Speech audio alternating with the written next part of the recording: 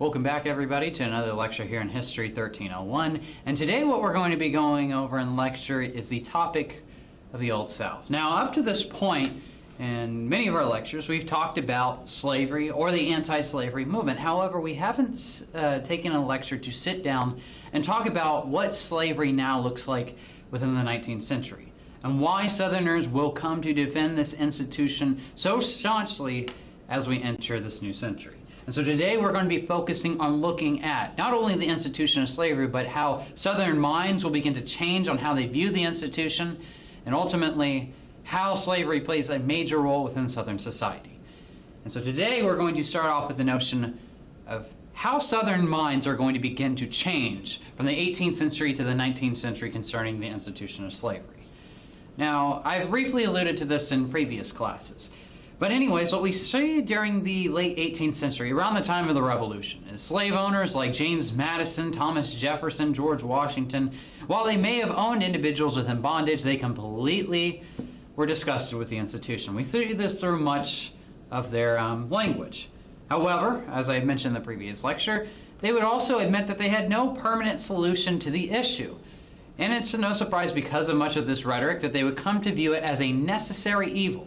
And they were hopeful by leaving out any discussion of the institution of slavery from the Constitution that a future generation would be able to respond to this.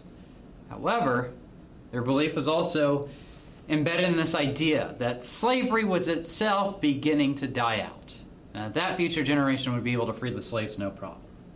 Now, why were their views like this? Why did they view it as a necessary evil, and why did they believe slavery was dying?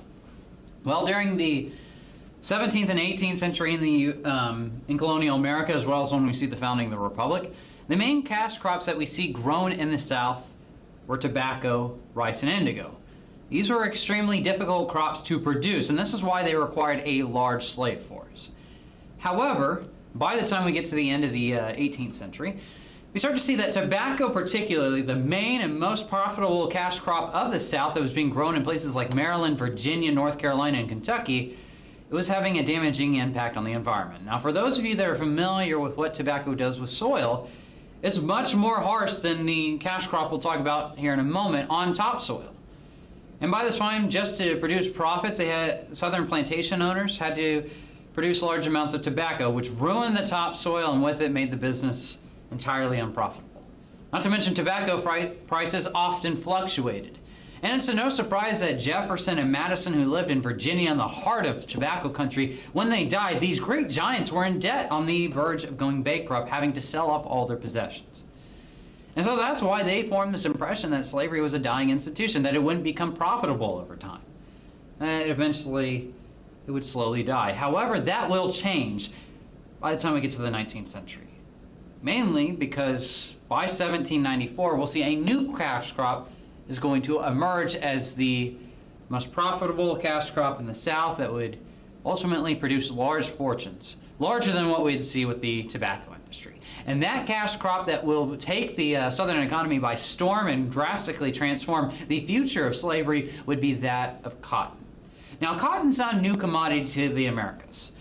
Cotton had actually first been, you could say, discovered, but first founded by Europeans with Christopher Columbus when he took it back to Spain after his first voyage. And it was a very desirable commodity. Cotton clothing, such as what I'm wearing right now, is much more comfortable than wool. However, the only issue is up to this point, up to the end of the 18th century, it was expensive. The only individuals who could really purchase any cotton cotton clothes were elites. And so it wasn't really a profitable enterprise. But why does that change by the end of the 18th century? Well, it's because in 1792, a man by the name of Eli Whitney is going to go throughout the South.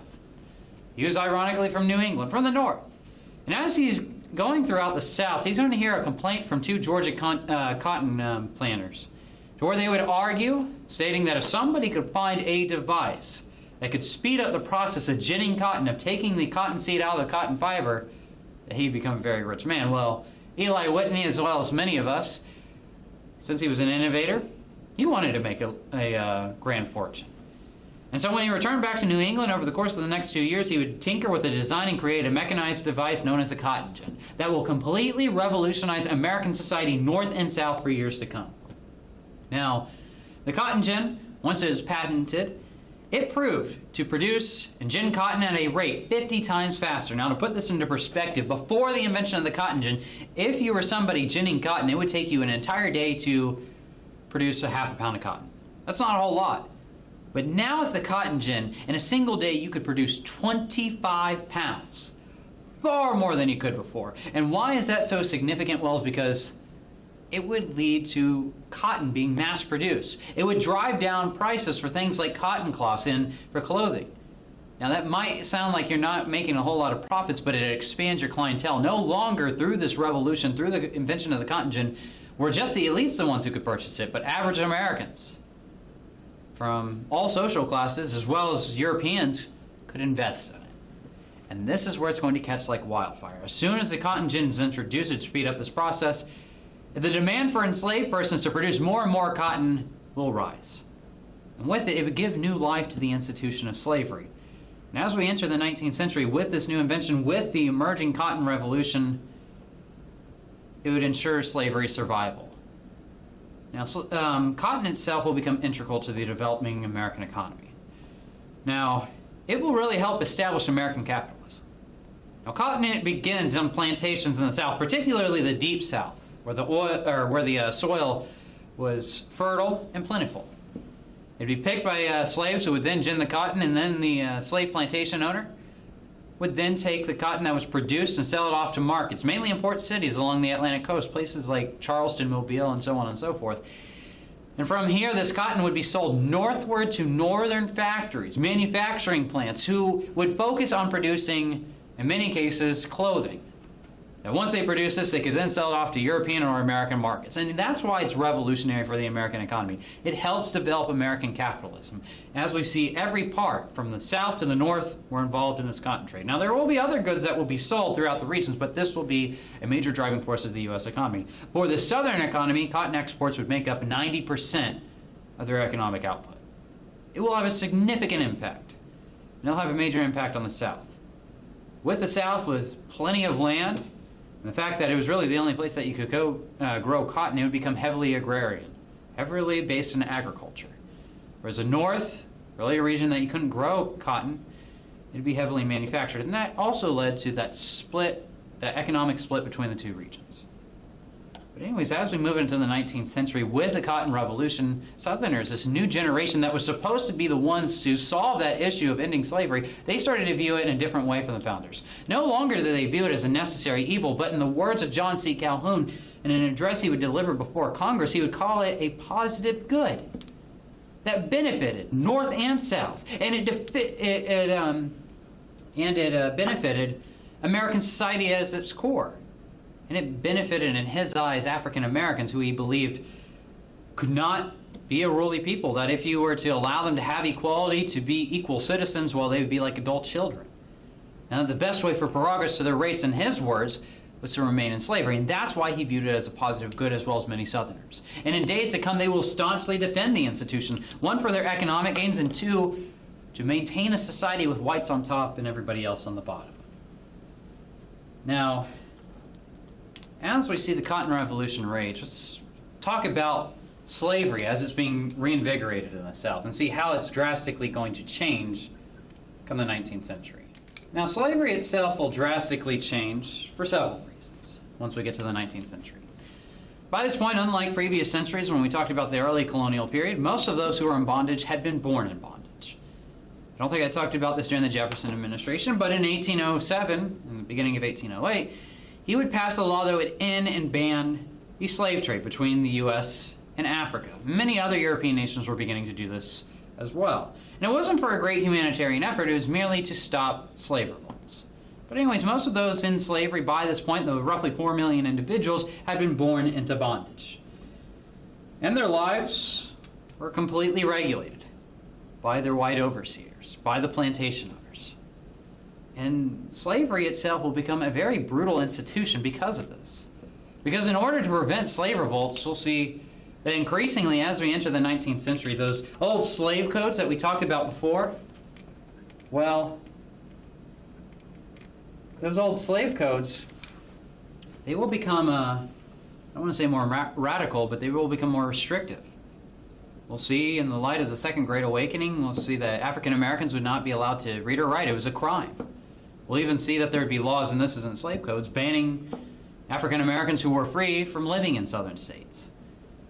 And it was a continuation of what we see in the colonial period, to regulate their lives, to ensure that they could not socially advance and leave that permanent institution of bondage.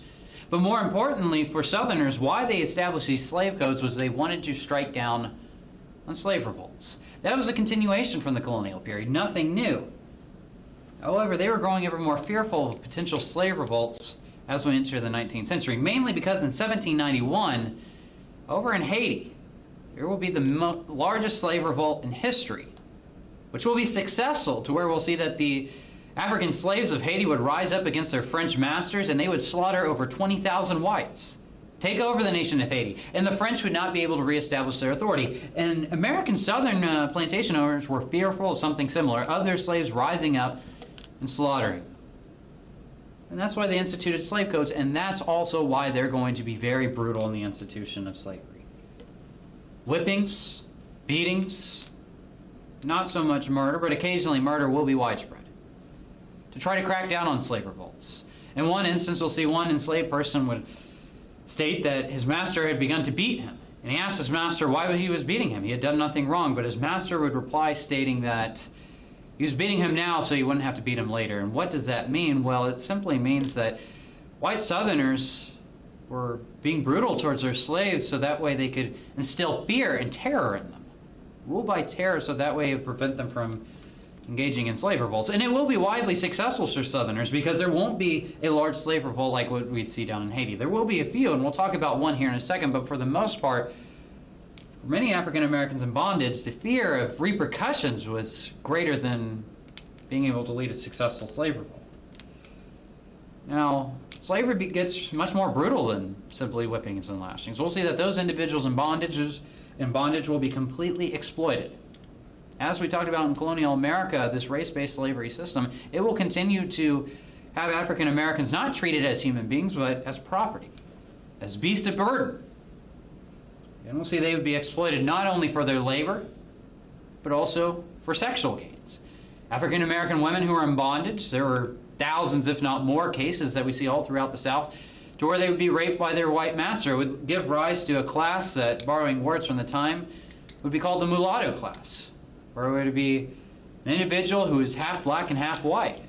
And they would create a substantial population in the South, on plantations as well as in southern cities. Thomas Jefferson even engaged in this. He had the six children by one of his slaves by the name of Sally Hemings. And it was widespread. And it demonstrates a true evil. Now, as we see slavery and we all condemn it today, it is important for us to recognize too that while there are evil slave masters, as talked about with this exploitation, there will be some good slave masters. And I hate to use that term, but that's what historians have used, to where they would be much more humanitarian, who would treat their slaves as members of family, that wouldn't brutally treat them as such. However, they would be relatively few. And two, it's important for us to recognize that even though they may have been seen as a good master, they still kept people in bondage. They did not treat them as equals. They did not give them pay. They did not give them rights. And if needed, they would instill in their eyes discipline through terror. And so that's important for us to recognize as well. But anyways, the whole reason for this brutal display of terror was to avoid slave revolt, something that Southerners feared. And in 1831, in August of 1831, Southern society is going to be rocked when there will be a major rebellion in what's known as Nat Turner's Rebellion. Now, Nat Turner's Rebellion will begin in August of 1831. And Nat Turner himself, he will actually be somewhat of a product of the Second Great Awakening. I didn't mention this with the reform movements, or the religious reform movements, but the Second Great Awakening will affect white and black. And we'll see that there will be black ministers within enslaved communities. We'll see the rise of black churches within enslaved communities. And Nat Turner was a black minister who will receive a vision one day that he believes that he had been ordained by God to lead a slave revolt throughout the American South in that institution and lead slaves to freedom. And with it, it would resemble the slave revolt that we had seen in Haiti, to where he would target his masters while they were sleeping and murder them. He would murder his masters, as well as their family, while they were sleeping. And then he would begin to spread throughout the countryside, gathering, I don't want to say recruits, but supporters for his cause from the enslaved population. And this feared many of those living in Virginia and Southampton, and they will take up arms and they will suppress Nat Turner's rebellion, but it was their greatest fear that had come true. In Southern whites, ironically in Virginia, there was even a call within their state legislature to end and abolish slavery. However, they will use this as justification to become more brutal and to put more restrictive slave codes. And that was the reality of slavery on the ground. Now, before I move on, though, from slavery in the 19th century, there is one last topic I want to discuss in regards to the African American community that we see in the South. And it has to do with those who are not in bondage. Those who were called at the time as free persons of color. Now, it might be shocking for many, but not all African Americans living in the South before the Civil War were in bondage. Now, there will be 4 million of them in bondage, but historians estimate that there was probably about 250,000 of those who were not in bondage. Many of those mulattoes I had talked about before, who had mixed ancestry, who were the product of this exploitation of slavery for sexual gains that we see widespread in the South. But they too are going to be at the bottom of the racial social order, and we'll even see that many of them are going to be outright banned from southern states. But nonetheless, their story is just as important. As they would be faced by oppression, discrimination, they would be living in poor communities and have no prospect for social advancement within the South. But as we talk about this free persons of color class, and as we've talked about slavery, I think what we need to do now is take a look in more detail at the class structure of Southern society. Because while we look at the institution of slavery, and we often think of Southern society as white and black, it's much more complicated than that. Because through the slavery system, it will impact those who are rich, poor, and of modest livings. So let's now focus on what Southern society looked like. So looking at Southern society, it's much more complicated than white and black. And to demonstrate this, I've drawn up on the board just the triangle that will demonstrate the class structure. Now at the bottom, as we already know through what we've taken a look at Southern society, you have those who are in bondage. And I also would categorize with them those free persons of color that I mentioned a moment ago. They will be at the bottom of Southern society. But at the top, it's not merely just one large white class, but we see that there was a lot of conflict between Southern whites, and there are those who perhaps have no stake with the institution of slavery. So let's go into each one of these classes and see what portion of the Southern population they represent and how big of an impact they have in regards to policies and politics concerning slavery. So at the top of the Southern social pyramid, or the class system, would be the elites, mainly the slave-holding plantation owners. Now this class by far is the smallest class that we see present within the South. They make up roughly about 3% of the Southern population. However, they will acquire much of the wealth that we see in the South. They will own the largest plantations. In many cases, we'll see they will own over 50 slaves. In many cases, they'll own over 100 slaves. In 11 cases, there would be 11 families that would own over 500 slaves. And in one case, a family would own over 1,000 slaves. They will have all the wealth that was generated by the Cotton Revolution, and they will continue to expand their plantation grounds. And they will establish what's the word I'm looking for? They will establish a very lucrative enterprise. And since they have all the wealth, even though there are 3% of the population, they will have all the power. Most of those who will be elected to Congress within the South, or to local and state offices, or serve as judges, will be a part of the slaveholding class.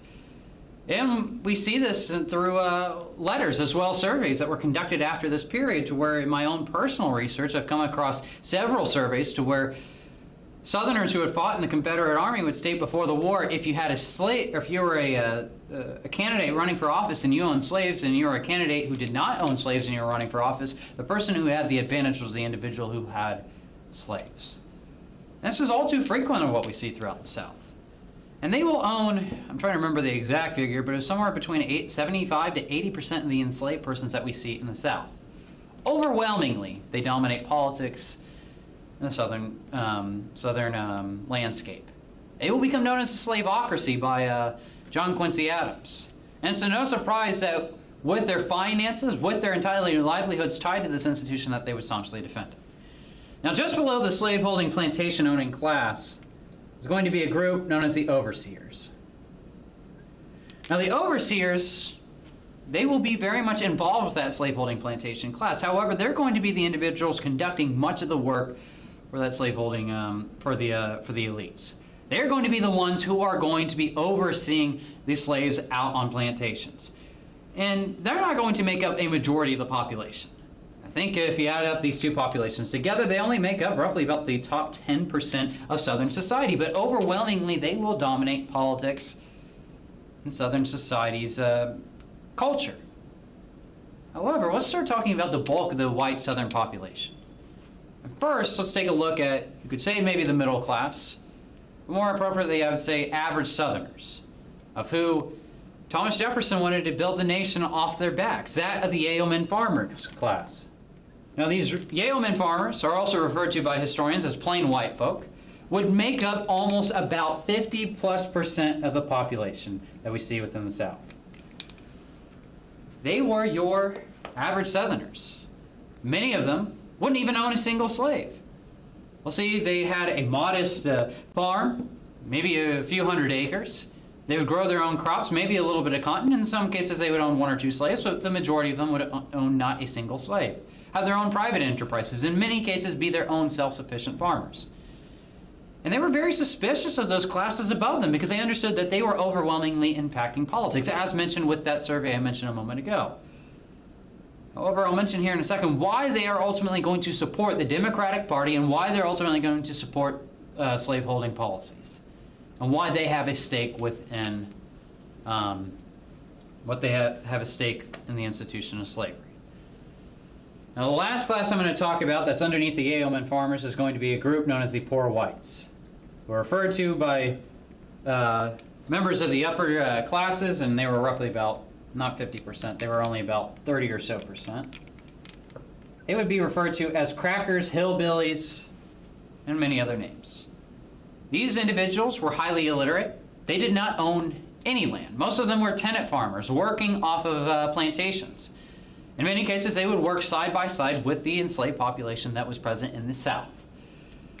And they very much so had a similar plight to what the enslaved persons had. They were looked down upon as almost the scum of the earth by the slaveholding class. And they would even mention later on in accounts that there was these tensions between them and the slaveholding class, but they too are going to support the institution of slavery, even if they have no stake in it. And the question we must ask ourselves is, why? Why do these two classes, who are very suspicious of these top classes, why are they going to view the institution of slavery in a positive light? Why are they going to support it, especially by the time we get to the Civil War? Well, it's for one simple reason.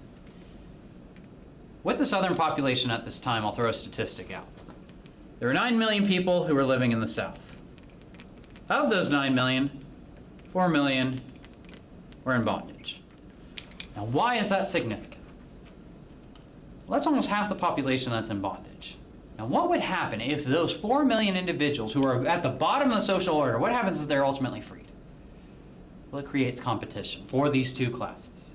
There'd be competition for land, competition for jobs, competition for pay. And the enslaved persons, if they hit the workforce, and this was a fear of Northerners too, they would provide a cheaper source of labor for companies, plantation owners, and so on and so forth. And that is why Yeoman farmers, as well as poor whites, are going to support the institution of slavery by the time we get to the Civil War, because they have a personal stake in it. While they might not own any slaves, they understood that if the enslaved population was free, it would create competition.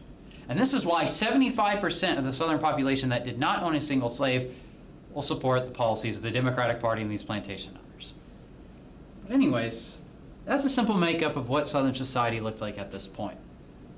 And we'll see that these Southerners, from all classes, would look to staunchly defend the institution of slavery in the days to come, and that will lead us down the slow road to Civil War.